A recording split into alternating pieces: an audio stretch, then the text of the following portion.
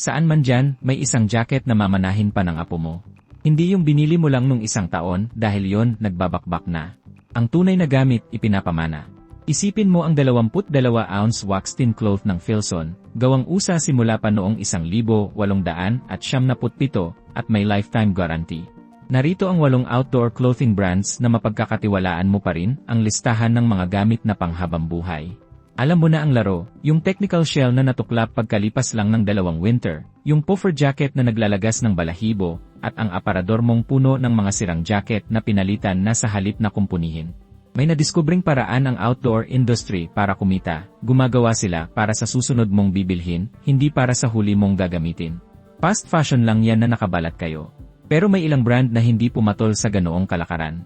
Narito ang 8 na gumagawa pa rin ng gamit na pangmatagalan. Una, ang Filson. Ang brand na nagpasimula ng konseptong ito. Gumagawa na ang Filson ng matitibay na outdoor clothing sa Viag simula pa noong 1897 na nagsimula sa pagbibihis sa mga lalaking papunta sa Klondike Gold Rush. Hindi fashion ang ibinebenta ni DC Filson, nagbebenta siya ng gamit para sa mga taong susuong sa Yukon tuwing winter, kung saan ang palpak na jacket ay pwedeng ikamatay. Ang pamantayang yan ay nakatahi pa rin sa kanilang tin cloth hanggang ngayon. Ang kanilang signature materials ang dahilan kung bakit ito tumatagal. Ang tin cloth ay isang mabigat na waxed cotton canvas na nasa 22 ounces. Ang Mackinaw wool naman ay isang siksik na 24-ounce wool twill na ginawa sa North America. Ang dahilan kung bakit ito panghabang buhay ay dahil pwede mo itong alagaan at ay maintain. Ang waxed tin cloth, hindi itinatapon kapag luma na, ne-rewax ito, ne-reproof, at muling sumisigla. Kapag hindi na bumubutil ang tubig, magpainit lang ng wax, ikuskus gamit ang tela, at patuyuin gamit ang hair dryer. Isang oras na trabaho, kaunting gasto sa wax, at ang 10 taong jacket ay parang bago ulit sa ulan. Subukan mo yan sa mga synthetic shell, hindi pwede. Kapag nasira ang laminate, diretsyo na yan sa basura. Ang wool naman, lalong kumakapal habang tumatagal, nagiging mas matibay sa panahon habang suot mo. May lifetime guarantee ang Filson laban sa mga depekto.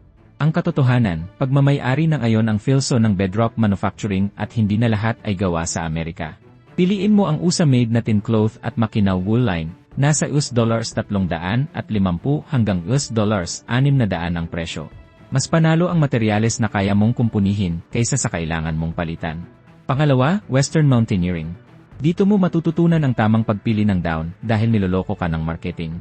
Ang init ng down jacket ay hindi lang isang numero, 3 bagay yan, fill power, fill weight, at baffle construction. Fill power ang sukatan ng loft quality. Gumagamit ang Western Mountaineering ng 850 plus fill power goose down, isa sa pinakamataas na klase.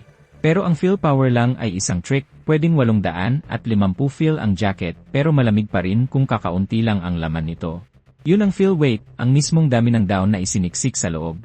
Pag-usapan naman natin ang baffles. Ang mga murang jacket ay tinatahi ng diretsyo, kaya nagkakaroon ng mga tahi na walang insulation at madaling pasukin ng lamig. Ang Western Mountaineering naman ay gumagamit ng continuous baffling, kaya ang down ay nakakaloft ng husto ng walang gaps. Ang dalawang jacket na parehong may 850 fill rating ay pwedeng magkaiba ng 20 degrees sa totoong init na dala nito. Ang isa ay may tamang fill weight at baffles, habang ang isa naman ay puro porma lang. Lahat ng ito ay gawa sa California, at ang presyo ay nasa $460 hanggang $570. Tandaan ang tatlong ito, fill power, fill weight, at baffle. Pangatlo, ang Feathered Friends. Ang tatak nila ay ang in-house construction, at mas bihira ito kaysa sa iniisip nyo. Ang Feathered Friends ay gumagawa ng kanilang premium down jackets, at sleeping bags sa Seattle, na tahi kamay sa sarili nilang pasilidad, at madalas ay gawa lang kapag may order. Hindi ito dinisenyo sa isang bansa, at ipinagawa lang sa iba para makatipid, ito ay mismong tinahi ng kumpanyang nakapangalan dito. Kapag ang isang brand ang may-ari ng sarili nilang patahian, kontrolado nila ang downfill, ang kalidad ng baffle, ang dami ng tahi. Lahat ng detalye na magpapasya kung ang jacket ba ay tatagal ng 30 taon o magbubuo-buo na sa loob lang ng 3. Walang midleman na magbabawas ng down para lang maabot ang murang presyo. Ang mga contract factory na binabayaran para makatipid ay madalas nagbabawas ng ilang gramo ng fill sa bawat jacket. Hindi ito halata sa display, pero delikado kapag tinamaan ka na ng malamig na hangin.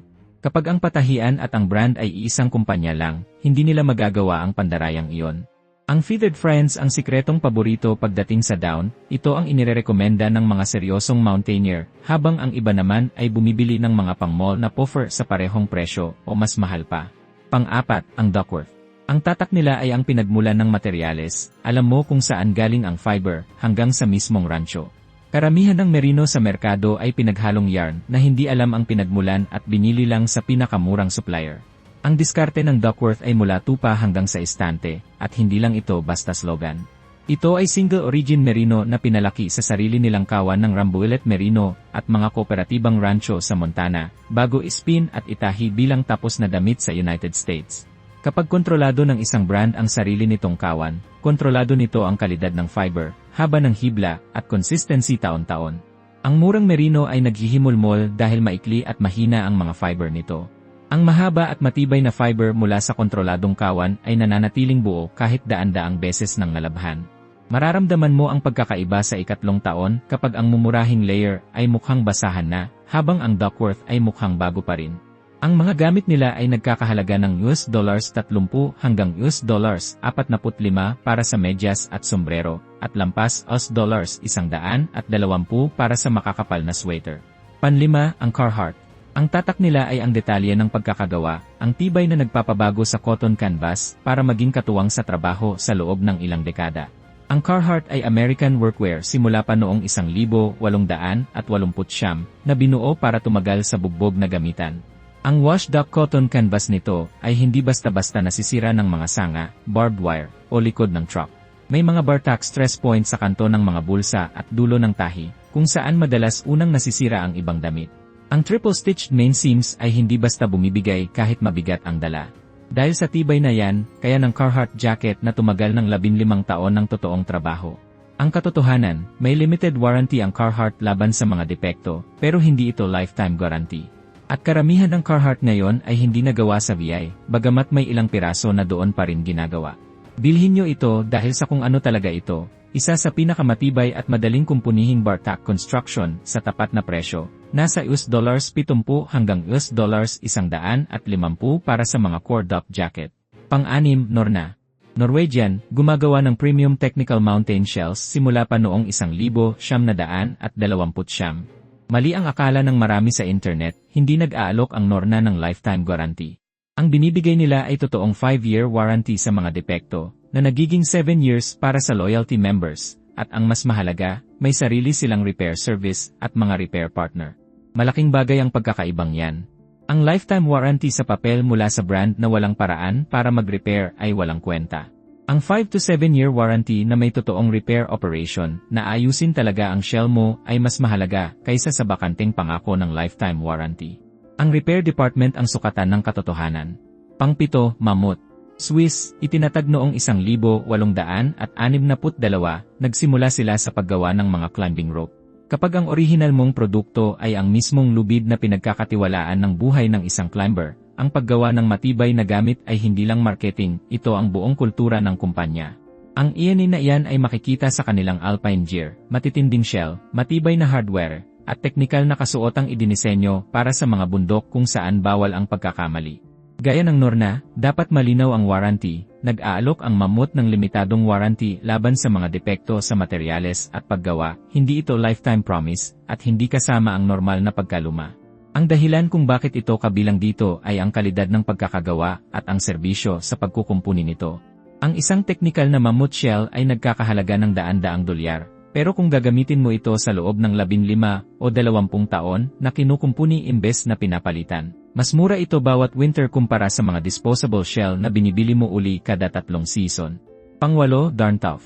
Ang tatak na ito ang pinakamalinaw na halimbawa ng tibay, isang unconditional lifetime guarantee. Ang Darntough ay naggansilyo ng mga merino wool socks sa Vermont at tinitiyak ang bawat pairs ng garantyang walang fine print. Mabutas mo man ito, ipadala lang pabalik at makakakuha ka ng bagong pares ng libre habang buhay. Walang resibo, walang argumento sa maling paggamit.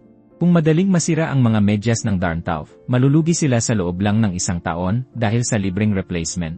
Ang tanging dahilan kung bakit buhay ang garantyang ito ay dahil halos walang nagbabalik ng produkto.